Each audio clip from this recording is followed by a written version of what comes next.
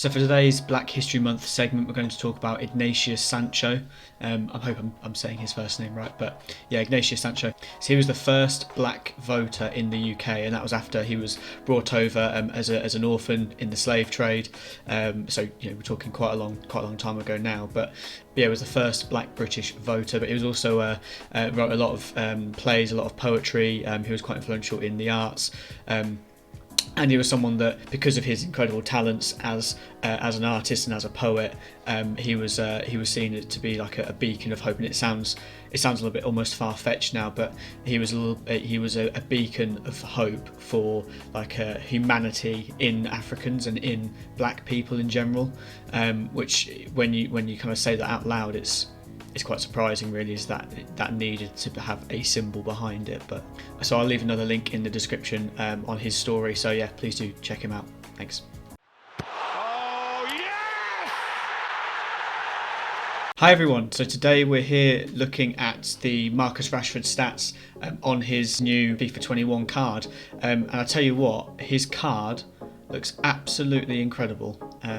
So I mean, as you can see how I'm not on the actual game, I'm having to use the in this case FootWiz, purely because I've run out of time on the game, so I can't use I can't get up the stats for you guys at the minute. Now I know that he's shipped as a left winger. Traditionally I did try him at left wing. I also tried him at left attacking mid, I tried him at central attacking mid, and I tried him obviously up top, both as a lone striker and in a two. And I do definitely think that up front is his best position. You can play him on either side. To be honest, you can play him on the right hand side, on the left hand side, or up there on his own.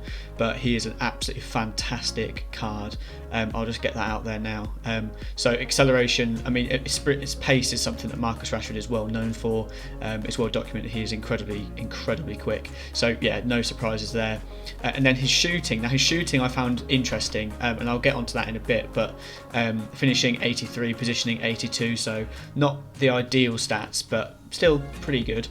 Shot power 90, long shots 81. So yeah, all round good shooting stats. Just a chemistry style away really from being insane in that department. Decent passing stats, just to highlight the 82 vision and 81 short passing. Dribbling, again, that's something Marcus Rashford is known for. 86 agility, 86 reactions, 85 ball control, 87 dribbling. The balance is maybe something might bump up with the chemistry style. Maybe you can combine that with the shooting chemistry style. I think Sniper does those too. I can't remember if they've changed them around. It might be Sniper or Finisher. I can't remember which one they've changed it to. But anyway. Oh, actually, I can have a look. Is it Sniper? Ah, see. Yeah, they've changed it. Finisher. So yeah, so with a finisher chemistry style, you can see there that, I mean, those stats become immediately infinitely better, up to 98 finishing. So yeah, incredible card. And then physically, he's also actually pretty strong, and he surprised me with how strong he is in game. I'll tell you that. He did actually shield off quite a few centre backs. I don't know whether that's just because it's early game or what, but yeah, really did surprise me with that. But then the other thing that he's got height, he's got the high medium, but also he now has 4-star weak foot. So that surprised me. I genuinely went into it thinking he had 3-star weak foot, and then when I looked at his card, I was like, that surprises me. That now makes sense as to why he scored so many with his left foot. So yeah, and then 5-star skills. I mean, that's perfect for this game. Skills are quite useful on this FIFA, let me tell you that. So yeah, so anyways, I will get into the clips. Right, yeah, so you'll see in a lot of these clips, to be honest, a lot of what Marcus Rashford does best here is just pure pace. There you go, there's one of the left-footed shots, and you'll see, because these are some of my rivals' games, you'll see I get quite intense and then quite celebratory in the celebrations in the top right there. But yeah, you'll notice what a lot of Marcus Rashford is doing is peeling off the defender, and then I'm just playing the balls through, and he is just using that high shot power to just blast it past people. As you can see here, a little bit of passing now. It's a really good finish from Ben Yedder, but I've already, if you want a review for him, I've already put that up on the channel. But again, he doesn't score this, but just the pure pace, the pure raw pace that he's got to get to that ball. And then yeah, I definitely got lucky there, and as you can see, that was the 90th minute, and yes, I was losing in that game 3-0 as well, and ended up winning it 4-3, so I was quite excited. But anyway, again, you can just see little balls through, just little simple balls through, but he does it so well. And then what you'll also see here is that he just has the pace to latch onto balls and then just sort of set up his strike partner. It's something that is a skill that I think is quite useful on this FIFA, the ability to sort of knock it between the two.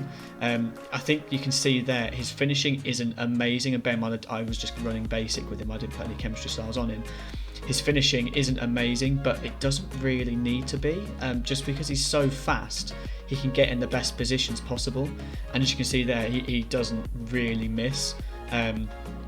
If he's gonna get it on target, it's going in, and 9 times out of 10 he doesn't miss. So when you've got a card that plays like that, you can't really complain.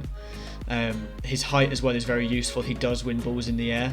He can easily get past people with those skills, and then the 4-star weak foot, as I said earlier, is useful for both passing and shooting. As you can see him there, blast one into the back of the net. One thing I noticed between him and Ben Yedder actually was his shots are noticeably quicker and noticeably harder than Ben Yedder's. Don't get me wrong, Ben Yedder's a better finisher, and you can see there how absolutely done I was, and you can see there the lag. Oh my goodness, I forgot about how laggy that was, but you can just see him there just sprinting and just steaming in, and that's what he is best on. Now you can see there I'm shipping him as a left mid, and he's really good at just getting the balls across, just sort of beating his man so easily. I think that right back slot, whenever there are quite a few pacey options, there's not a lot of options at right back that are as fast as Marcus Rashford, whilst also being as strong. So you'll tend to find that if you do play him as a left mid or a left attacking mid, you will probably overpower your opponent. So he did outstrength some centre backs. So as you can see there, another left-footed shot going in. And you see there, just absolutely just ridiculously powerful strike. So anyways, let's just get into the final markings for him. So as you can see, we're going off some slightly different ratings compared to what's usually expected, but we're just going for technical, tactical, physical and mental. Technically, I'd give Marcus Rashford a 7.6, purely because he is not, I wouldn't say technically he's the greatest, and I'll get onto that with the physical bit, but I don't necessarily think he has to be. He does normally get the shot on target, and it does pretty much always go in if it's on target.